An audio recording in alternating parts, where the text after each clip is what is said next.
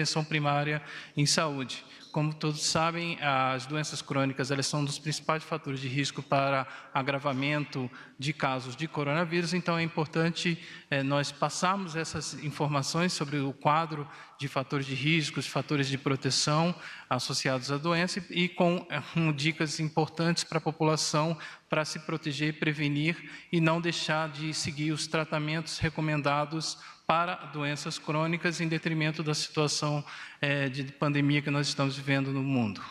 Então, passo a palavra para a Luciana para dar início à apresentação.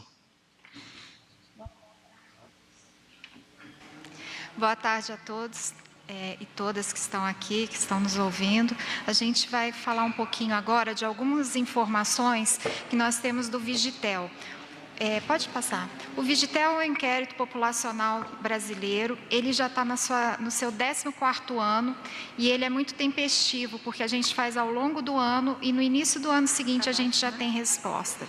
Então, ele é muito oportuno para esse tempo de pandemia que a gente está vivendo e eu vou trazer alguns resultados que podem colaborar para que a gente possa estar enfrentando esse problema. Então, o Vigitel, ele ocorre desde 2006, ele é um inquérito feito por telefone para a população adulta maior de 18 anos, de todas as capitais brasileiras e Distrito Federal. Pode passar.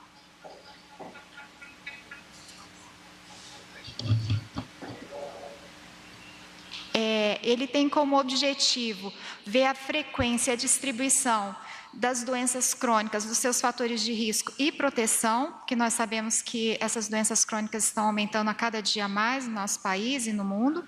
E ele retrata principalmente 4 doenças crônicas e 4 fatores de risco. Então, nós temos as doenças diabetes, as doenças cardiovasculares, onde está a hipertensão, as doenças respiratórias e os cânceres.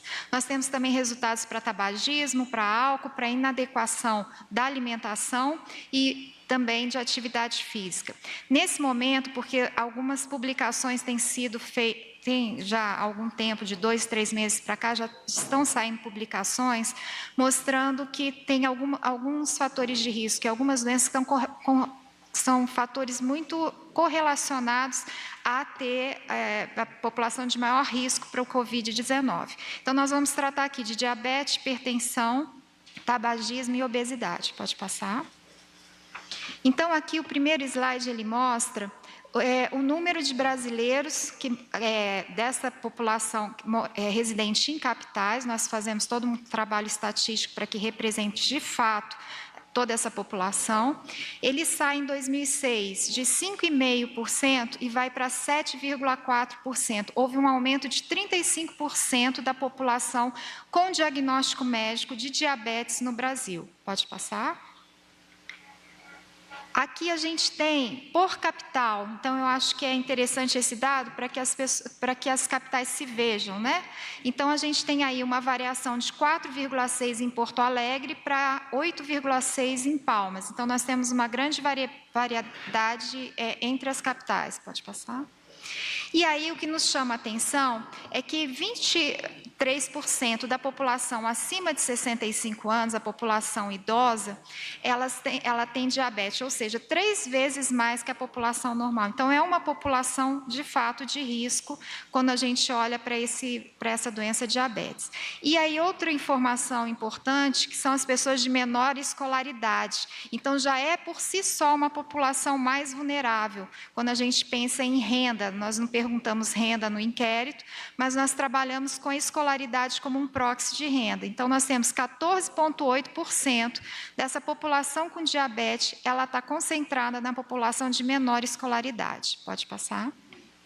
Agora, tratando um pouquinho de hipertensão. Nós temos, de 2006 até 2019, nesses 14 anos, a prevalência está estável, de 22,6% ela passa para 24,5%. Não tem uma alteração significativa, está praticamente estável. E a gente acredita isso, a maior a maior procura ao diagnóstico médico, maior acesso à atenção primária à saúde, à dispensação de medicamentos. Então, a gente tem uma população que hoje está estável, apesar de muito alta essa prevalência, mas está estável ao longo do período. Pode passar. Assim como no diabetes, pode passar.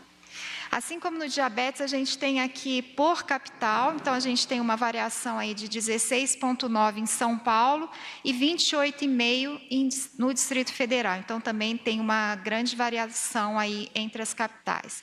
Pode passar. Aqui chama atenção, mais um slide. Aqui chama atenção também, assim como no diabetes, que a maior concentração é na população idosa, e aí a gente tem mais de 2 vezes a prevalência para essa população maior de 65 anos. E também concentrada, a maior concentração para menor escolaridade. Então, é um público bastante vulnerável àqueles de menor escolaridade. Pode passar. E aí nós temos a notícia de que nesses 14 anos de Vigitel, a prevalência de obesidade aumentou bastante. Próximo. Ela aumenta 72% entre 2006 e 2019. Nós tivemos um acréscimo onde saímos de 11,4 para 20,3, sendo maior ainda na população feminina. Então, isso é um dado preocupante. O Ministério da Saúde tem trabalhado para a contenção dessa prevalência. Então, nós temos os guias alimentares para a população brasileira, adulta, de crianças, temos vários instrutivos nessa linha. Tem um acordo com a indústria que tirou cerca de 14 mil toneladas de sódio desde 2011 dos alimentos. Tem, nesse momento, uma discussão com a indústria também para diminuição do açúcar nos alimentos, né, prevista até 2022. Então, nós temos também uma discussão que vem a nível internacional e o Brasil tem colaborado em relação à revisão da rotulagem de alimentos. Mesmo assim, ainda não teve um impacto direto nessa prevalência. Pode passar. Aqui a gente tem também para as capitais, então a gente saiu de 15,4 para 23 em Palmas e 23,4 em Manaus. Próximo. E aqui a população que tem a maior prevalência de obesidade é entre 45 e 54 anos. É uma população adulta, né? Quase entrando aí de 54 anos, em torno de 10 anos, entra para a população idosa. Então, isso preocupa essa população específica, mais ainda. Também está concentrado nos menores de 8 anos de escolaridade. Então, é o terceiro indicador que eu mostro, e os 3 estão concentrados na população menor de 8 anos. Agora vamos para o tabagismo. O tabagismo caiu entre 2006 e 2019, nós tivemos uma redução de quase 40% no Brasil. É uma política muito bem sucedida no país. O Brasil é um país signatário desde 2005 para a Convenção Quadro da Organização Mundial da Saúde, onde tem 4 eixos, onde nós implementamos, o país implementou os 4 eixos, que é a questão da taxação, imposto sobre o produto, a questão da propaganda, né, que nós não temos mais a propaganda, e os ambientes livres de tabaco. Então, é uma política muito bem sucedida. Mesmo assim, nos últimos anos, de 2017, 18 e 19, a gente já começa a perceber uma estabilidade desses dados. Então, isso nos preocupa porque a gente imagina que seja relacionado com esses novos dispositivos do tabaco, não só o cigarro fumado. Então, isso é uma informação importante, é uma população que deixou de fumar, que deixou de ter doenças decorrentes do uso do tabagismo. Aqui está em relação às capitais, a gente vai de 4,4% em Teresina para 14,6% em Porto Alegre. Pode passar. De novo, a maior proporção, que chega a 52% de redução, aí é pelo lado positivo, é para a população de 45 a 54 anos, então é uma população que deixou de fumar, então é bem importante, bem expressiva essa redução, mas daqueles que ainda têm esse hábito, a maior concentração também é de 0 a 8 anos. Então, o resumo disso é que os 4 fatores que a gente está trabalhando, mostrando aqui hoje, todos eles, a maior vulnerabilidade é dessa população que muito provavelmente é de baixa renda, que já é, né, vulnerável por si só. Pode passar. E agora eu vou mostrar rapidamente, nós aproveitamos esse inquérito que é bem sucedido, que ele tem a tempestividade, e fizemos um inquérito rápido de 10 dias, 2 ciclos, que já foi divulgado, inclusive, o primeiro ciclo pela imprensa e foi amplamente divulgado, e nós agora temos os resultados do segundo ciclo relacionados ao Covid-19. Então, da mesma forma, é a mesma metodologia, a diferença é que nós usamos o telefone celular. E aqui é representativo para 5 grandes regiões brasileiras, nós não chegamos a descer para estados e municípios, mas ela é representativa para a região. Pode passar. E aí, no primeiro ciclo, nós perguntamos essas informações que estão colocadas aí, comportamento adotado ou não pela população na forma de prevenção da doença, os meios de comunicação utilizados para acesso à informação sobre a doença, presença de sintomas, busca de serviço de saúde e presença de doenças crônicas, entre outras.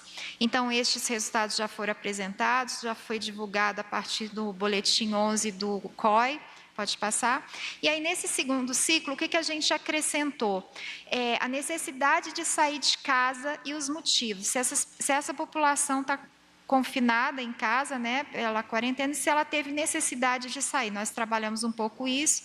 E algumas questões relacionadas à saúde mental.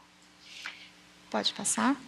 E aí, alguns resultados. 87% da população adulta maior de 18 anos, nesse período estudado, que foi entre metade de maio, março e começo de abril, relataram que precisaram sair de casa pelo menos uma vez na última semana anterior ao dia da entrevista. A gente observa que a maior concentração, e deu como significativo que precisou sair de casa pelo menos uma vez, as regiões sul, sudeste e centro-oeste. As pessoas de maior escolaridade, 12 anos ou mais de escolaridade, e em relação à idade não teve diferença, praticamente todas as faixas etárias precisou sair de casa. Pode passar? Detalhando isso, quais são os motivos? A gente tinha uma lista de motivos e fez esse questionamento. Nos chamou a atenção que 75% falou que era para comprar alimentos, 45% saiu de casa para trabalhar, 42% procurar serviço de saúde ou farmácia, e aí um dado que chamou bastante atenção, que 20%, quer dizer, 1/5 dessa população, precisou sair de casa porque estava entediado, cansado de ficar em casa. Então, é um dado que a gente precisa comentar, que foi de 1/4 da população que precisou sair com essa motivação. Entre outros, aí ajudar a família, visitar amigos, praticar atividade física ou mesmo caminhar com os pets. Pode passar. Também a gente perguntou quais os problemas que incomodavam esses entrevistados nesse confinamento, né, nessa quarentena, e aí relacionados à saúde mental. E nós tivemos que 41,7%, praticamente 42% dessa população disse que tinha dificuldade, está com dificuldade de dormir ou está dormindo muito. 38,7%, quase 40%, com falta de apetite ou comendo além do que era o rotineiro. 35,3%, pouco interesse em fazer as coisas. 32,6% se sentiu para baixo ou deprimido nesse momento. 30% se sentiu cansado, com pouca energia. Então, todos esses sintomas, todas essas falas, dizem respeito à questão da saúde mental. E, por último, aí não menos importante, mas já com uma menor prevalência, lentidão para se movimentar, para falar, para os afazeres diários, dificuldades para se concentrar e se sentiu mal com a questão pessoal, né? A autopercepção, a autoimagem. Então, também teve essas informações. A gente perguntou, entre outros protocolos de higiene, de limpeza que a gente tem trabalhado, né, com muita insistência para que a população faça adesão. Aqui a gente colocou só o dado de higienização das mãos e dos objetos tocados, né, e aqui a gente coloca que teve um pequeno aumento, muito pouco, não é expressivo, mas do primeiro ciclo para o segundo ciclo, e entre as mulheres ainda existe uma maior proporção daquelas que lavam as mãos, que chegam em casa com alimentos, com outros utensílios e que fazem a higienização. Então, a gente chega a 88,6% para as mulheres nesse segundo ciclo e 80,2% para os homens. Pode passar?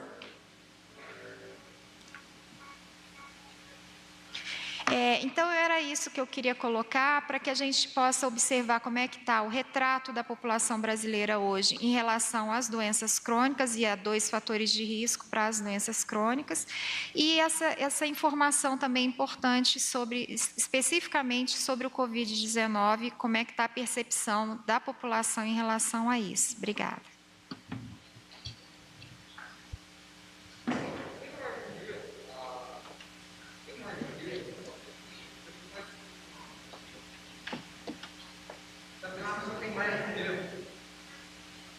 Faz a pergunta no microfone, por gentileza. Só quero saber se a pesquisa tem margem de erro, porque não tem no negócio aqui. A margem de erro é de 5% e nos gráficos tinha um risquinho, eu não comentei que tem um risquinho onde mostra a margem de erro, mas é de 5%, intervalo de confiança 95%. Obrigado, Luciana.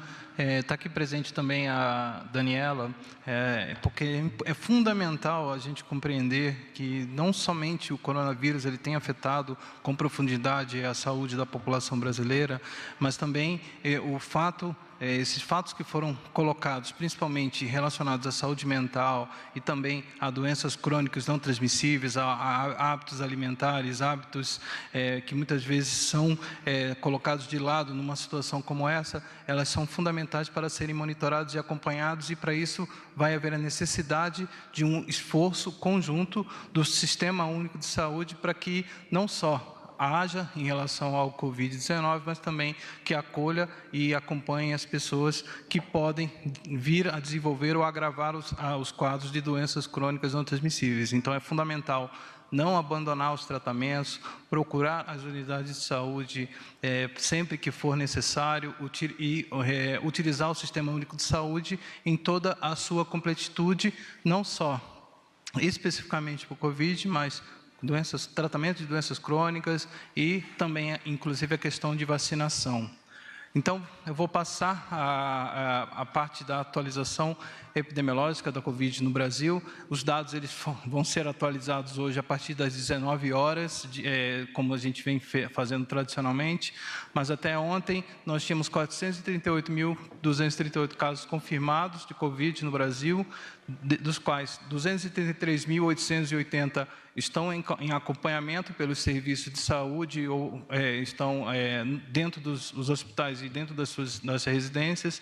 177.604 é a nossa estimativa de recuperados, aproximadamente 40,5% do total de casos confirmados, e 26.754 óbitos, dos quais 539 nos últimos 3 dias e 4.211 óbitos estão em investigação pelos serviços estaduais e municipais de saúde. Próximo. Nós estamos no dia 75 desde o primeiro caso. Então, mostra que a curva ainda permanece numa linear de ascendência no Brasil, e embora nós ainda continuamos considerando todos os países em relação à população, como a 45ª maior taxa de incidência no mundo, e em relação ao óbito, a taxa de mortalidade, nós temos, no Brasil, ele está dentro da 24ª posição entre os países com maiores taxas de mortalidade mundial. Próximo. Esse mapa é uma atualização do número de casos por município. Os pontinhos em vermelho são justamente os municípios que têm mais de 1.000 casos confirmados até o momento. Nós temos um total de 33.936 municípios que já registraram casos, que confirmaram casos de Covid, dá um percentual de 70,7%, com uma concentração principalmente nas regiões metropolitanas. E em relação aos óbitos, são 1.645 municípios que já registraram óbitos confirmados por Covid, um percentual de 29,5%. Próximo. Então, observa-se que no dia 28 de março, nós tínhamos 297 municípios brasileiros afetados, ou seja, com casos confirmados de Covid, e esse percentual e essa dimensão aumentou para 3.936 municípios até o dia de ontem, o que mostra um maior número, principalmente agora no dia 28 de maio, nos municípios das regiões Nordeste. A região Norte também, embora tenha menor número de municípios, ele tem um bom percentual dos municípios já detectaram casos, e também os municípios da região Sudeste, em menor dimensão, os da do Sul, e da região Centro-Oeste. Próximo.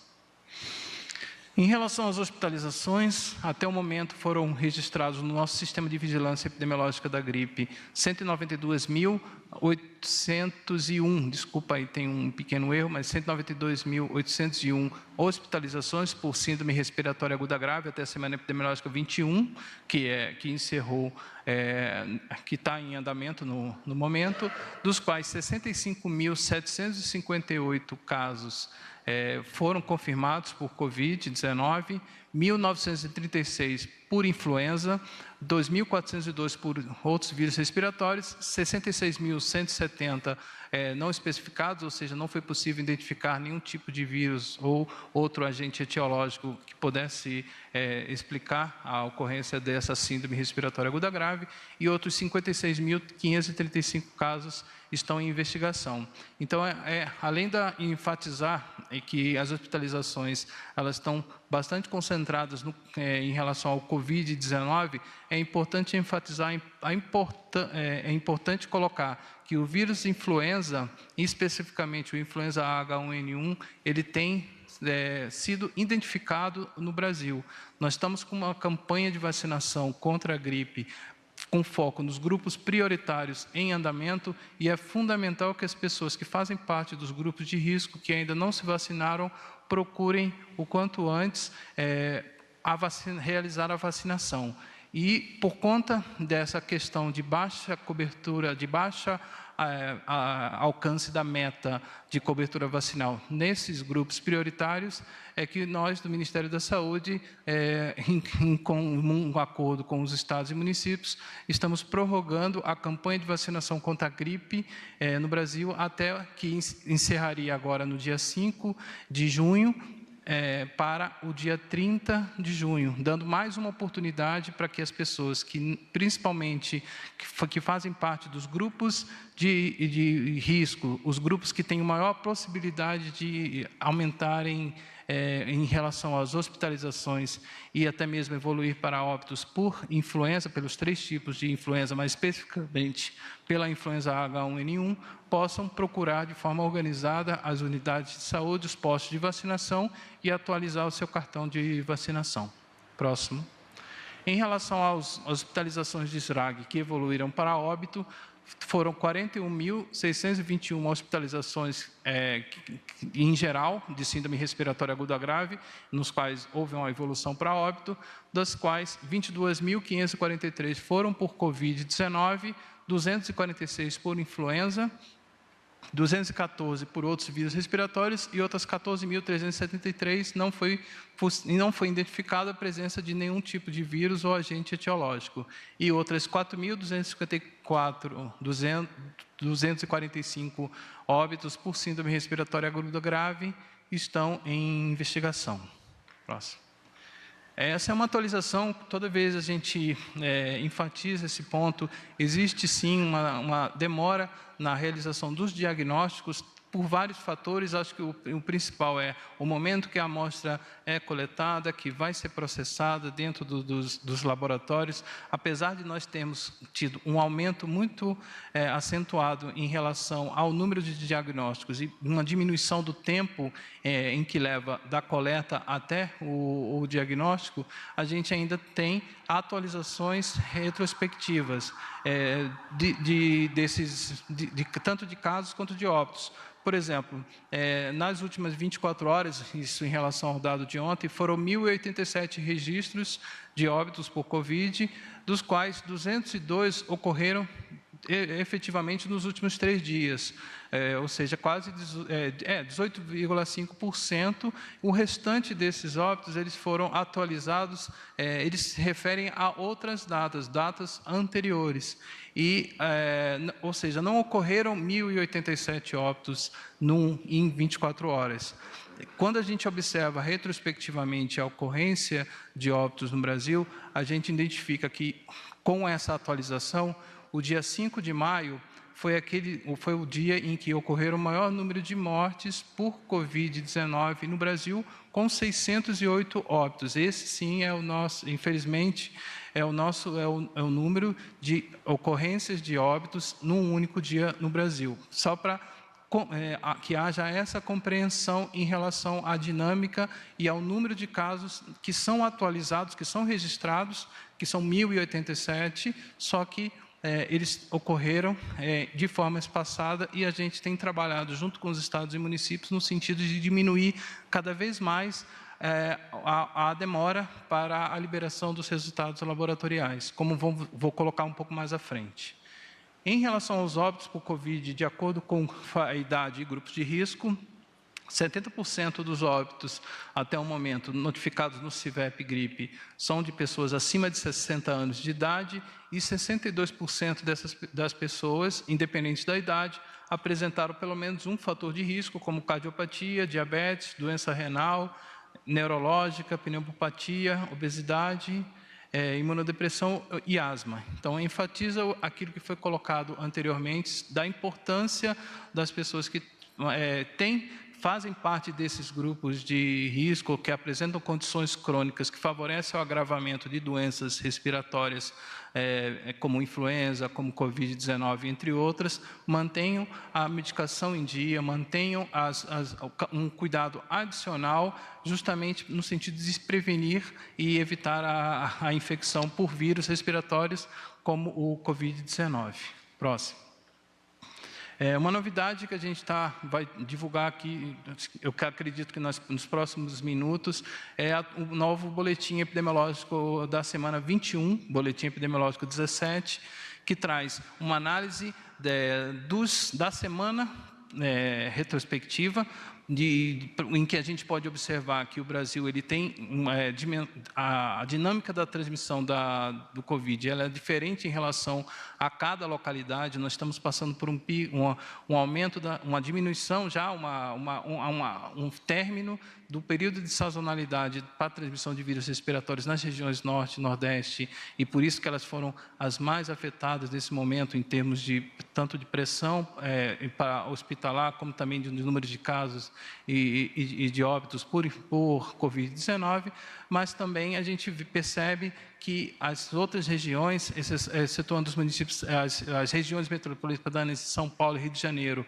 mais centralizadas nas regiões Sul, Sudeste e Centro-Oeste, eles têm uma dinâmica menor ainda de transmissão, mas com uma possibilidade, tendo em vista, se a gente considerar que o período de sazonalidade tradicional de transmissão de doenças respiratórias ocorre nas próximas semanas em relação a essas regiões, há, sim, possibilidade de nós termos um aumento, um incremento no número de casos de doenças respiratórias, e para isso a população ela tem que se manter bastante alerta e manter as ações de etiqueta respiratória, higiene, etiqueta da tosse, lavando as mãos, mantendo ambientes arejados, para justamente não ocorrer um aumento na transmissão de doenças respiratórias, das quais a influenza e principalmente o Covid tem sido as mais prevalentes no momento.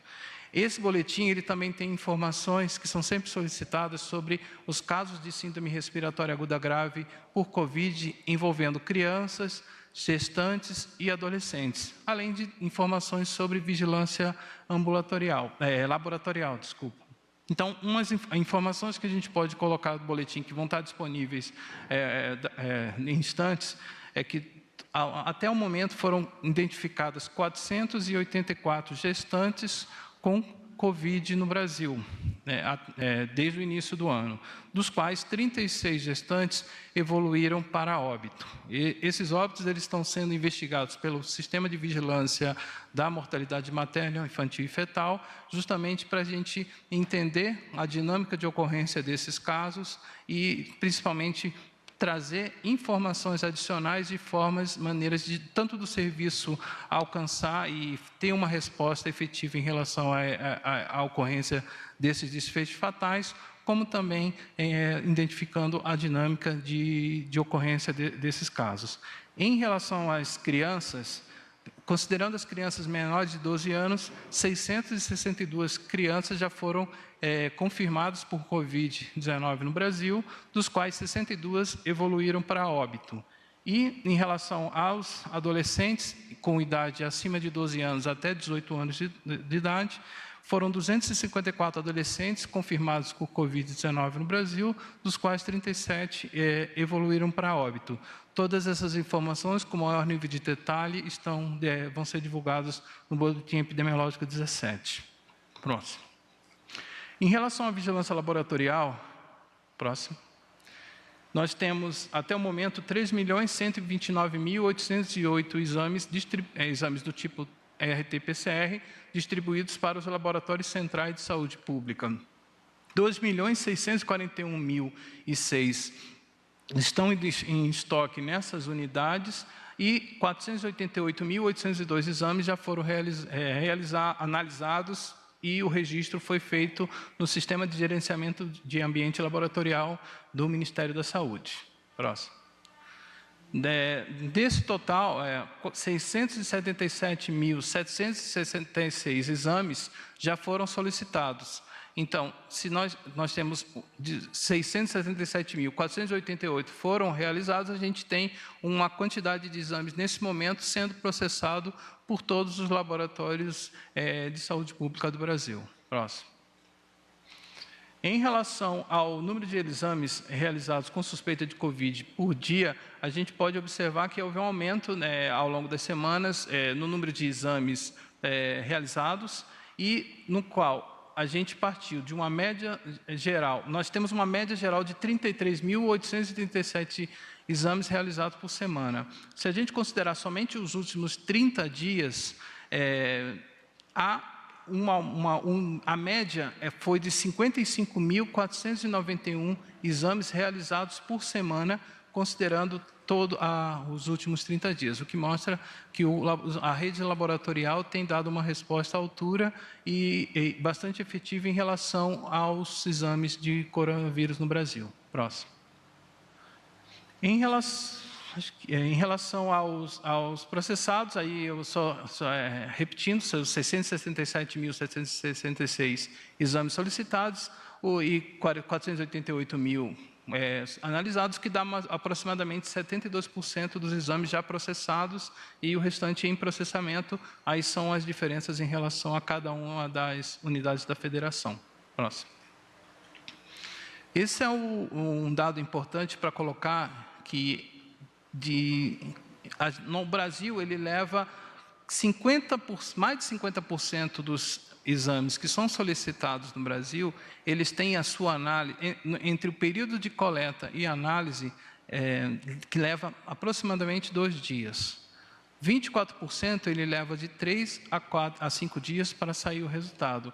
Ou seja, 74,7% dos exames eles são analisados até 5 dias após a coleta. E conforme a gente vem observando o gráfico ao longo do tempo, essas médias o número de exames processados em menos de 5 dias vem aumentado muito em relação aos meses, enfatizando toda a resposta e trabalho que tem sido feito pelos laboratórios centrais de saúde pública no Brasil. Próximo.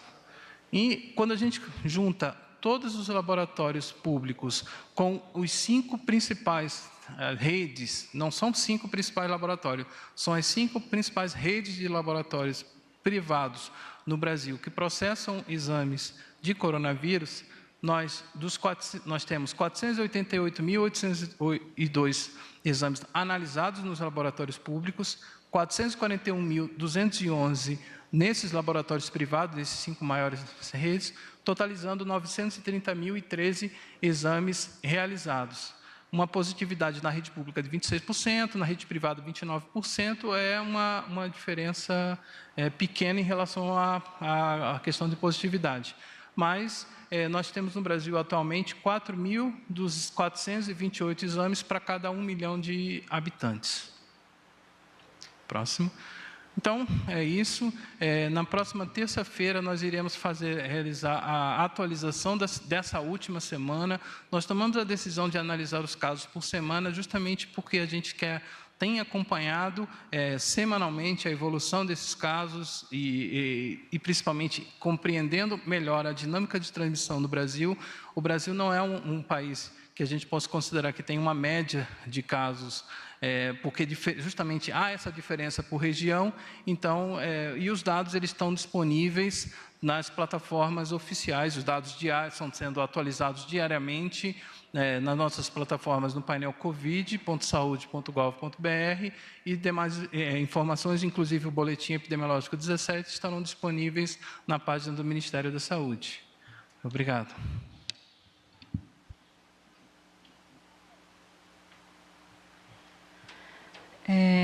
Boa tarde. Nós estamos aqui hoje com o secretário substituto de Vigilância, Eduardo Macário, com a secretária substituta de Atenção Primária, Daniela Ribeiro, e com a coordenadora geral de Vigilância de Doenças e Agravos Não Transmissíveis, Luciana Sardinho, que apresentou a pesquisa sobre o Vigitel. E nós temos aqui, seguindo a ordem das apresentações, 2 perguntas que foram enviadas de forma online a respeito da pesquisa. A primeira delas é do Marcelo Parreira, da TV Globo. Ele pergunta o seguinte: na pesquisa Vigitel, há recortes quanto aos comportamentos, saída de casa e higiene por faixa etária, escolaridade e região? A apresentação traz esses recortes para os dados macro, mas ele quer saber sobre se saíram ou não de casa. A apresentação traz esses recortes para os dados macros, sobre se saíram ou não de casa, mas há destes recortes específicos por idade, escolaridade e por região. No caso da região, há recortes por estados também? Nós temos, sim, esse recorte tanto para a escolaridade, como faixa etária, como região. Nós não apresentamos porque não deu diferença significativa entre as regiões e não deu para a faixa etária, para nada disso. Então, por isso que a gente optou por não apresentar. Mas nós estamos preparando nesse momento um boletim para ser publicado com os dados mais detalhados. O Dalton Almeida, da EPTV, pergunta como as alterações apontadas pela pesquisa em relação ao sono, apetite, etc., interferem na prevenção à doença. O que essas alterações significam?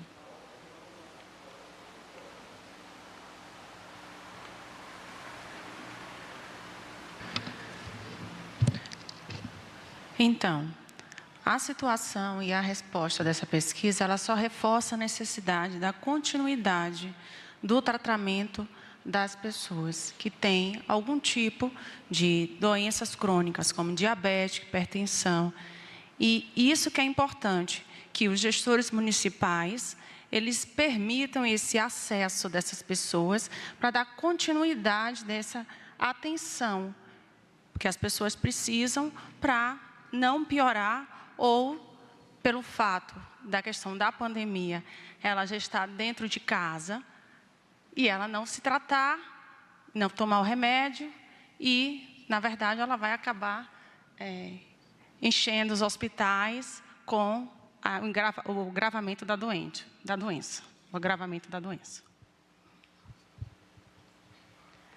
Dando seguimento, a gente tem algumas perguntas que foram enviadas previamente, de forma online também, por jornalistas. O primeiro tema é casos e óbitos. A pergunta é da Renata Maris, do Jornal Globo, e a Letícia Casado, do The New York Times, também faz uma pergunta semelhante, então peço licença para juntar as duas perguntas. As perguntas são relacionadas a quando haverá o pico de mortes no Brasil por Covid, segundo as projeções, e como o Ministério da Saúde avalia o recorde de novos casos ontem, e também complementa perguntando se seria o momento de estados e municípios relaxarem medidas de distanciamento social. E se, finalizando, né, se o pico da epidemia deve ocorrer nas próximas semanas epidemiológicas, por região, enfim, essa é a pergunta. Bom, a gente não trabalha, o Ministério da Saúde não trabalha com estimativas de mortes, até porque a gente preserva bastante a vida e isso é fundamental que seja priorizado nesse momento. E por isso que tanto os estados, municípios, com o apoio do governo federal, do Ministério da Saúde, têm avançado no sentido de dar uma resposta efetiva para os serviços de saúde para que possam acolher e tratar de forma adequada todos os casos que foram confirmados ou mesmo todos os casos suspeitos de doenças respiratórias no Brasil. Nós temos uma avaliação no momento, que eu venho enfatizado nas últimas semanas, de que o Brasil ele não apresenta uma curva uniforme em relação a todas as regiões. Nós estamos passando por uma situação de aumento do número de casos para as regiões norte e nordeste, principalmente por conta do período de sazonalidade histórica e que com a presença de um vírus em que a população não tem uma imunidade e um vírus que emergiu nos últimos meses, isso se agrava maior, então o potencial de transmissão de doenças respiratórias acontece, né, nesse período, vem acontecendo nesse período nas regiões norte e nordeste, e por isso que a gente tem vários estados com um sistema de saúde bastante forçado, bastante atingido e que tem dado uma resposta adequada, tendo em vista o número de pessoas que são tratadas pelos serviços de saúde, bem como a nossa grande preocupação no momento, e é motivo de alerta, é que nós estamos num período de aumento da sazonalidade de ocorrência de doenças respiratórias nas regiões sudeste, sul e centro-oeste, por conta da diminuição das temperaturas e com que faz que tradicionalmente ocorram a transmissão de doenças respiratórias. Portanto, não há como precisar um momento em que haverá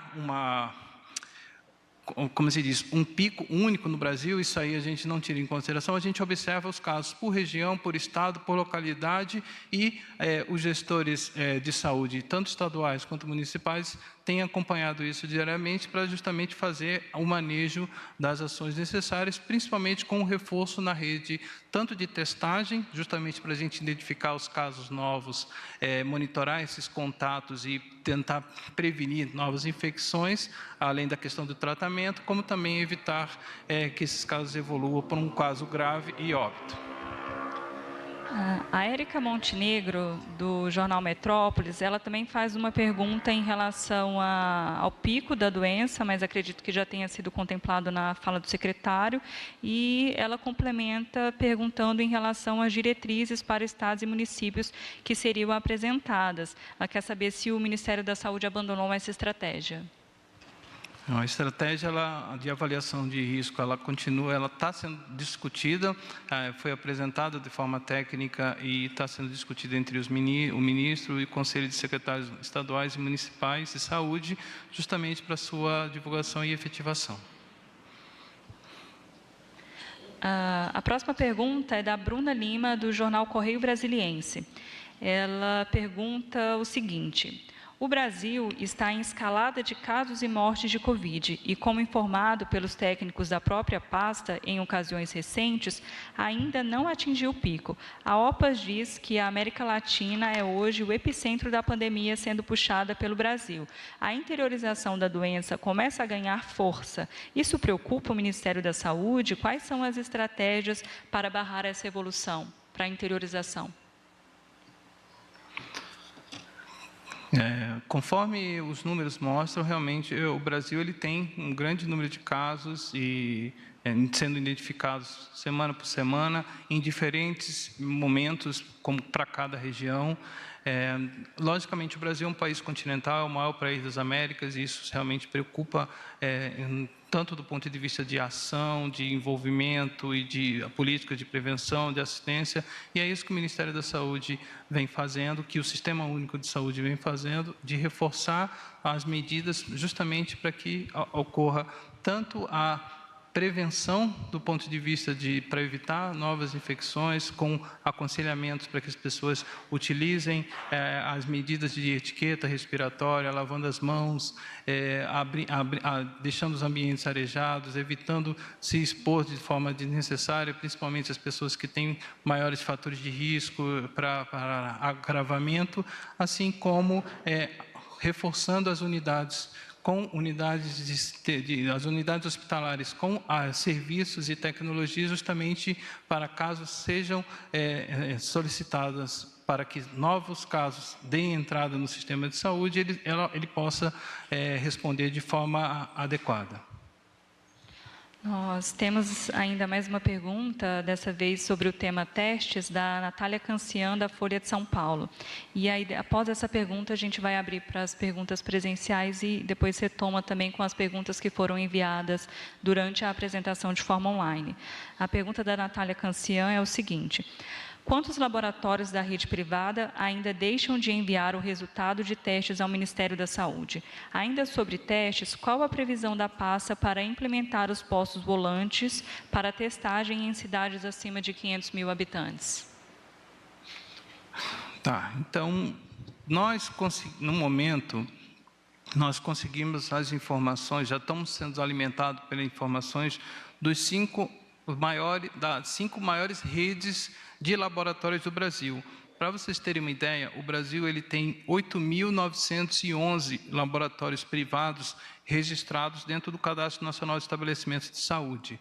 Somente essas 5 redes, elas prestam serviços para, em média, 7.000 laboratórios no Brasil. Então, a gente considera que esse número que foi atualizado hoje e que tem sido trabalhado em tanto de laboratórios públicos quanto privados, ele reflete uma boa parcela da realidade daquilo que está acontecendo no Brasil.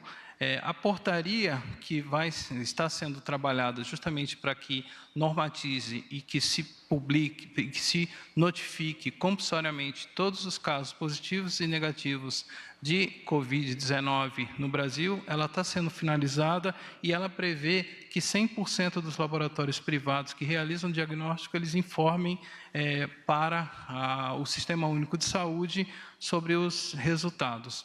E onde estão esses resultados? Além desses resultados que nós estamos disponibilizando, todos eles servem para que as vigilâncias epidemiológicas dos níveis municipal e estadual alimentem os sistemas de informação, e o Ministério da Saúde divulga todas essas informações por meio da plataforma IVES, não só da plataforma IVES, como também do painel covid.saude.gov.br. Lá estão todos os resultados, todos os casos confirmados por coronavírus no Brasil estão sendo divulgados naquele painel, e boa parte dele reflete o número de diagnósticos laboratoriais que são realizados no Brasil.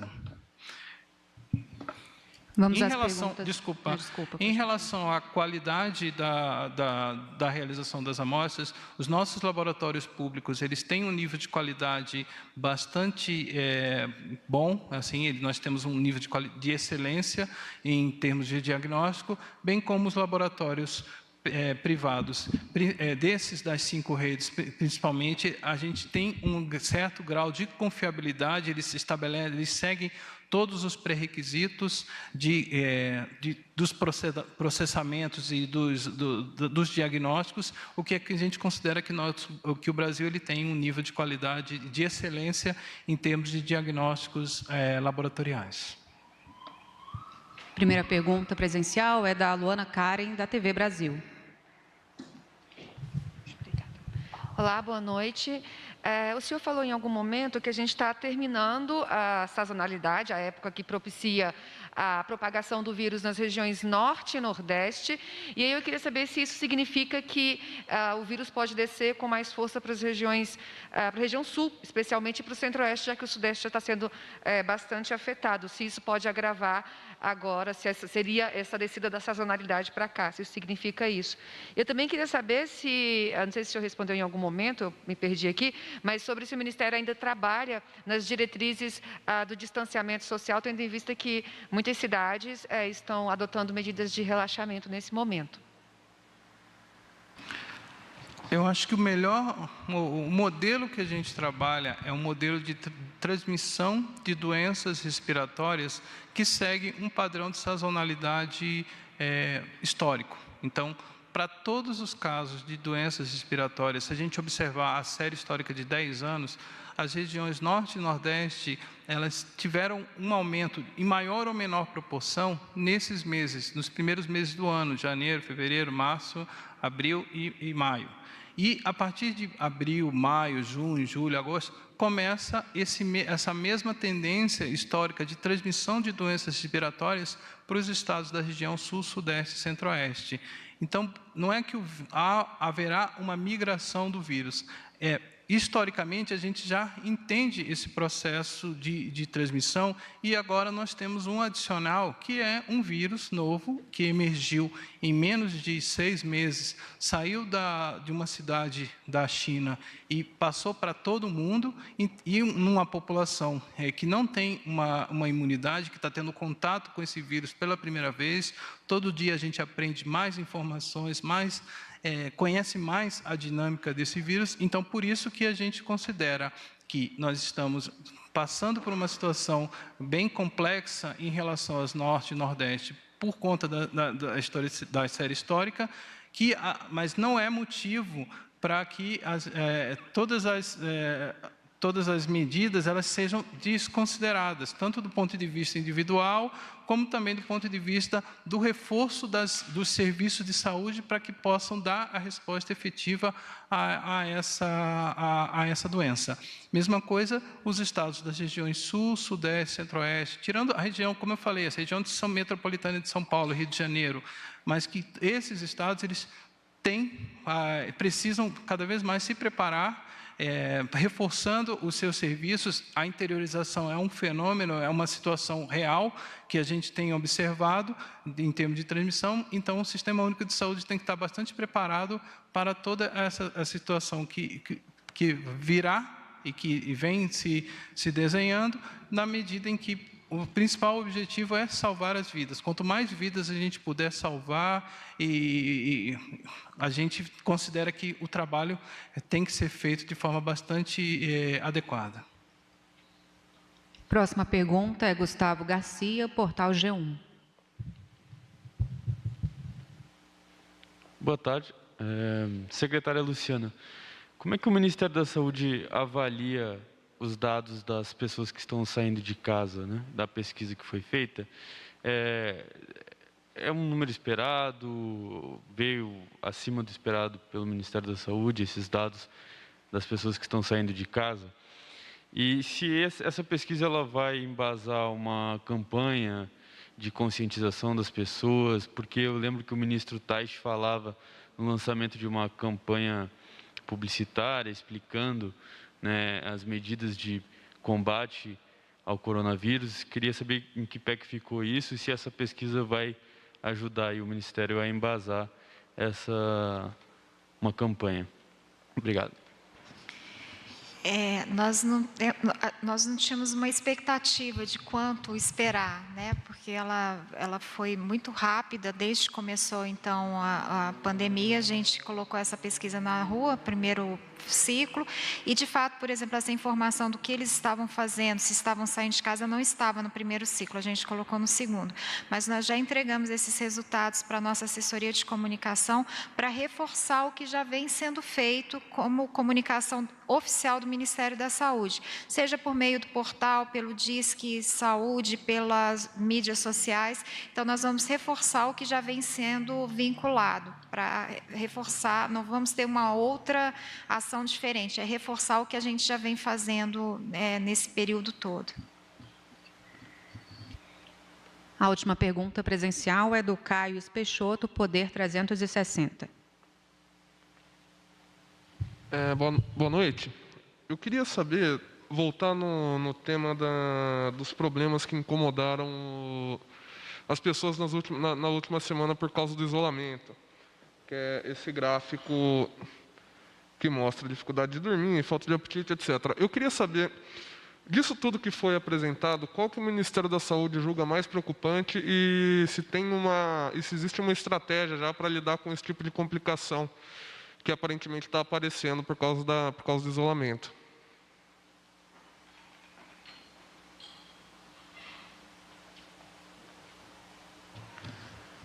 A gente entende que uma grande preocupação são as doenças crônicas, as pessoas com doenças crônicas. Dentro das ações estratégicas do Ministério da Saúde, existem duas vertentes, tanto voltado para as pessoas, o indivíduo, que são por meio de mídias sociais, sites, materiais que são produzidos pelo Ministério da Saúde, voltado tanto para a questão da saúde mental, para a continuidade do tratamento, para a vacinação das crianças, para o acompanhamento das gestantes. Também ações voltadas para a gestão municipal, para o gestor organizar a sua rede de atenção primária à saúde, para permitir o acesso dessas pessoas aos serviços. Então, a gente entende como preocupante essa falta de acesso das pessoas ao serviço de saúde, porque isso pode agravar a condição da doença dela, se não tiver uma continuidade no tratamento.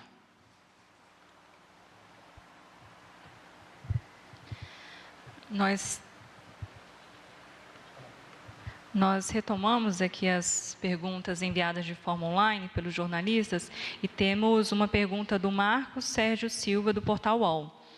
Ele faz uma pergunta relacionada à apresentação do secretário Eduardo Macário. No slide 33, a curva mostra mais de 600 mortes por Covid ocorridas no dia 5 de maio. Até agora, o recorde por dia de óbito. Neste dia, o Ministério informava exatamente 600 mortes, mais de casos retroativos. Por que ainda há demora em processar os óbitos? O Ministério da Saúde tem estimativas sobre quantos registros de morte suspeitas de Covid ainda estão sendo investigadas?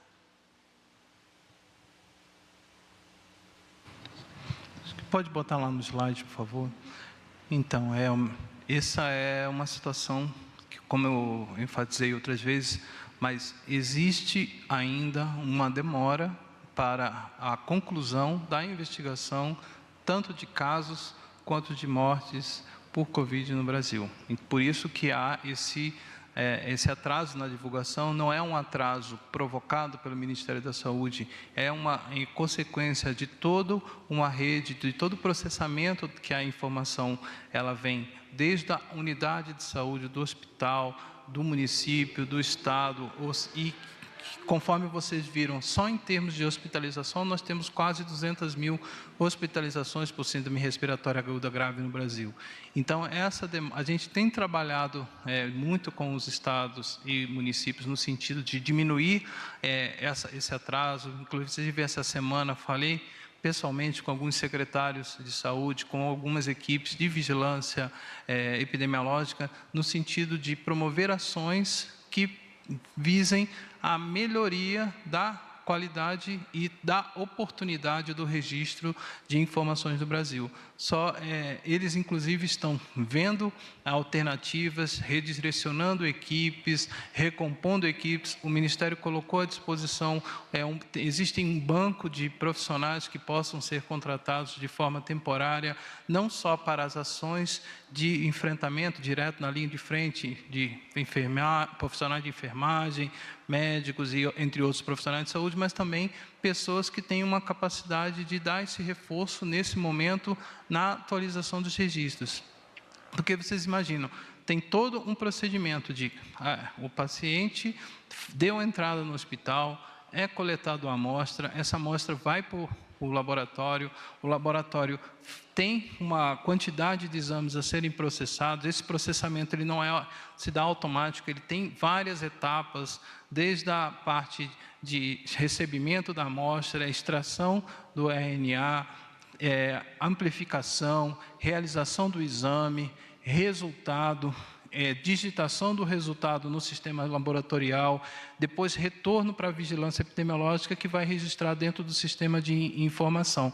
Então, muitas vezes, toda essa cadeia, essa linha de produção, propriamente dito, ela tem sido bastante afetada em termos de quantidade e de dimensionamento. Nós estamos vivendo uma pandemia, os números são muito maiores do que aquilo que a gente previa dentro de uma situação de normalidade. O sistema de vigilância do CIVEP-Gripe ele foi criado após a pandemia de influenza H1N1, ele deu uma resposta significativa ao longo desses anos, monitorando a ocorrência de surtos e aumento de casos, como foi, por exemplo, em 2016, que aconteceu na região de São Paulo, na região sul. Posteriormente, ano passado, a gente conseguiu monitorar a situação e dar uma resposta adequada para principalmente a região de Manaus, o Amazonas. Só que, para aquelas ocasiões, a gente tinha uma vacina efetiva. Então, a partir do momento que a gente monitorava o aumento do número de casos, a vacina, assim que era disponível, era priorizada para os grupos prioritários, para os grupos que tinham maior possibilidade de evoluir para casos graves, e com isso a gente conseguia deter e até mesmo diminuir a ocorrência desses casos. Isso ocorre de forma periódica. Esse ano a gente está vivendo uma nova realidade, é um novo vírus, não tem uma vacina efetiva que possa gerar a questão da imunização na população, e para isso a gente tem acompanhado diariamente esse número de casos e tentado, junto com os estados e municípios, promover ações visando a melhoria, o aumento da capacidade de resposta para tratamento e para hospitalização e para reestabelecimento, reforçando as unidades hospitalares, mas também informando as pessoas das principais medidas para se prevenir a ocorrência, a transmissão do coronavírus, bem como ampliando a testagem para um número muito maior do que aquilo que a gente previa em anos anteriores, de forma a identificar precocemente, iniciar medidas de tratamento de acordo com a avaliação clínica, de você monitorar os contatos justamente para avisá-los que, como eles tiveram contato com uma pessoa que foi positiva por Covid-19, ela tem que tomar atenção e tem que evitar circular por locais públicos, justamente porque ela pode estar num período de incubação da doença, ou mesmo tendo sintomas muito leves, que muitas vezes não chamam nem a atenção, e ela não procura por conta disso o serviço de saúde, mas como ela teve contato com essa pessoa, ela pode vir a desenvolver a doença e principalmente transmitir para outras pessoas. Esse é o grande desafio nesse momento, e para isso que a gente tem reforçado tanto as medidas para ampliação do diagnóstico, por meio dos RT-PCR, que identifica os casos de forma precoce, como também a implantação da estratégia de vigilância, de monitoramento de contatos, para que aí sim a gente, num trabalho que vai ser diário, a gente possa estar influenciando na dinâmica de transmissão do Covid no Brasil. Nós temos mais uma dúvida relacionada à apresentação do secretário. A Carolina Moreno, da TV Globo, pergunta, no slide 42, vocês indicam que nos laboratórios públicos e na rede privada foram 260.031 exames positivos para a Covid-19. Como até ontem tínhamos 438.238 casos confirmados, podemos concluir que os demais testes positivos foram os testes feitos pelos laboratórios privados que não foram notificados ao governo sobre os testes processados e os testes de anticorpos? não só o restante dos cerca de, vamos colocar 30% dos laboratórios privados, eles não foram cobertos ainda nesse momento. A gente espera que a gente tenha 100% dos laboratórios privados informando diariamente para o Ministério da Saúde de todos os casos, todos os exames realizados, mas a gente tem que considerar também o número de testes rápidos que foram distribuídos, cerca de 8 milhões já até o momento. A gente estamos encaminhando as últimas remessas de testes rápidos para os estados. Então, esse percentual, ele ainda não... Ele pode ser somado ao número de exames positivos.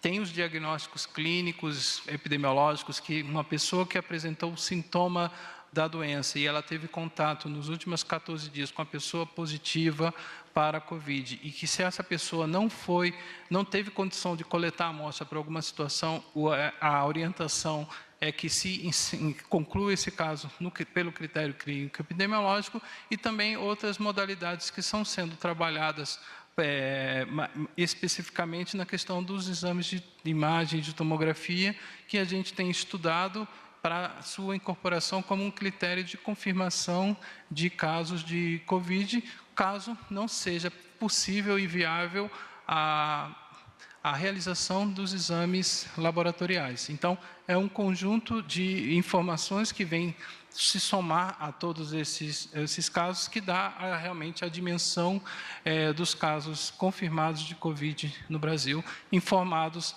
pelas secretarias municipais e estaduais de saúde, todo dia para o Ministério da Saúde, que compila essas informações e divulga a partir das 19 horas. Continuando no tema de testes, nós temos também uma pergunta do Gésio Passos, da Rádio Nacional. Os dados de exames realizados não vêm batendo com alguns estados. Em Minas Gerais, por exemplo, a Secretaria de Saúde registra apenas 21 mil exames realizados nos laboratórios públicos do Estado. Na apresentação, indicam 44 mil exames solicitados. Como explicar essa diferença? Eu vou, especificamente em relação a esse ponto, eu vou pedir para encaminhar e responder posteriormente, porque eu preciso compreender como se deu esse cálculo, entrar em contato, inclusive, com a Secretaria de Saúde de Minas Gerais, né, que é o Estado, para saber em que fonte que eles estão olhando, observando, porque a gente tem observado as fontes do Sistema de Informação Oficial. Então, eu vou incorporar essa pergunta e na próxima coletiva a gente, ou diretamente para o interessado, a gente está respondendo a essa questão. Exatamente, por ser um caso específico, a gente pode responder via assessoria de imprensa, já que os casos específicos demandam uma análise específica também. Continuando, a Valquíria Homero, do Poder 360, faz uma pergunta em relação ao boletim epidemiológico especial Covid, que a gente acabou de subir na plataforma e também divulgar para os jornalistas, conforme foi falado aqui pelo secretário. A Valquíria Homero, do Poder 360, pergunta: há uma redução significativa das hospitalizações e mortes, da semana 20 para a semana 21, que se encerrou no dia 23 de maio. Os dados já estão consolidados, o que justifica essa redução? Os óbitos são contabilizados por data de ocorrência ou por data de notificação para essa análise? Qual é a fonte? Desculpa, qual é algum slide específico? Não, é o do boletim, dos quadros do boletim, o que traz por semana epidemiológica e traz SRAG por Covid, SRAG por influenza, o SRAG não especificado, e depois ela apresenta também um por óbitos. Apresenta os dois. Então, a gente não pode considerar que aquela redução que acontece em relação aos casos de síndrome respiratória aguda grave sejam efetivamente uma redução no número de casos real, justamente porque existe um atraso, uma demora para registro das informações por parte das unidades de saúde municipais, estaduais, até chegar isso ao nível federal. Nós realizamos uma conversa com alguns estados, estamos promovendo algumas ações no sentido de que haja um melhor dimensionamento da capacidade de registro dessas informações. Especificamente em relação aos óbitos por SRAG, a curva de óbitos que nós apresentamos, assim como a curva de casos hospitalizados por SRAG, eles são por data da hospitalização e por data da ocorrência do óbito. Então, mesmo que nesse momento a gente identifique que há uma queda visualmente nessa curva, a gente percebe que semana após semana, dia após dia, na medida em que os dados chegam, muitas vezes eles chegam com 5, 7, até 10 dias entre a ocorrência da hospitalização e o efetivo registro dentro do sistema de informação. Alguns casos até demoram 15 dias ou mais para serem informados. Por isso que a gente tem trabalhado no sentido de sensibilizar os gestores da importância do registro imediato e em tempo oportuno dessas informações, para que a gente consiga ter uma informação em tempo real. Infelizmente, isso aliás, felizmente, isso tende a diminuir, principalmente porque a gente vê uma resposta bastante efetiva dos níveis locais, mas ainda é uma realidade e que a gente tem tido especial cuidado de não tomar, ou de não ter nenhum tipo de avaliação prematura em relação a isso e também considerando esse atraso entre a notificação. Considerando o horário, nós já passamos de 1h10 de coletiva, nós vamos fazer mais uma pergunta, que é sobre interiorização da Maria Eduarda Cardim do Correio Web. O senhor já comentou sobre esse tema, mas a Maria Eduarda Cardim ainda ficou com uma dúvida, que é relacionada ao fato de se a interiorização da Covid-19 já era esperada pelo Ministério da Saúde e se é uma tendência das doenças transmissíveis em pandemias e se há formas de controlar. O coronavírus é uma doença, o Covid-19 é uma doença que tem alta transmissibilidade. E um dos fatores que mais dificulta todos os sistemas de saúde e nós, profissionais de saúde, é que 80% das pessoas que se infectam com Covid ou não apresentam sintomas, ou apresentam sintomas muito leves, que podem passar desapercebido. E são doenças respiratórias.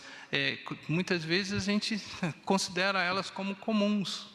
Por exemplo, um resfriado, uma crise asmática, que não é uma doença respiratória de transmissão viral, mas é uma situação de respiratória, e outros tipos de doenças que já ocorrem normalmente e que muitas vezes podem se passar desapercebida. Então, pelo fato de você, primeiro, ter um grande percentual de pessoas que não vão desenvolver sintomas ou desenvolver sintomas muito leves, pelo fato de dos estudos que têm identificado de que as pessoas elas começam a desenvolver sintomas 2 a 3 dias depois, ou um pouco mais, depois de ter tido contato com outra pessoa infectada, isso torna muito difícil a realização de ações visando a interrupção da transmissão. E nós acreditamos que, a partir da testagem das pessoas sintomáticas em quantidade suficiente e adequada para o Brasil, e a partir do monitoramento das pessoas que tiveram contato com esse caso, e aí é um trabalho intenso. Nos últimos 5 dias, você teve contato com quantas pessoas? Contatos íntimos, contatos próximos dentro da casa, dentro de um ambiente profissional. Que tipo de contato foi esse? A partir desse levantamento dos contatos, a gente identifica as pessoas que possam vir a desenvolver os sintomas e possam ter sido infectadas. Essas pessoas, elas têm que ser monitoradas, têm que ser acompanhadas, elas têm que ter a consciência também de que tiveram contato com uma pessoa que apresentou, que foi confirmada por Covid, e aí ela tem que evitar o deslocamento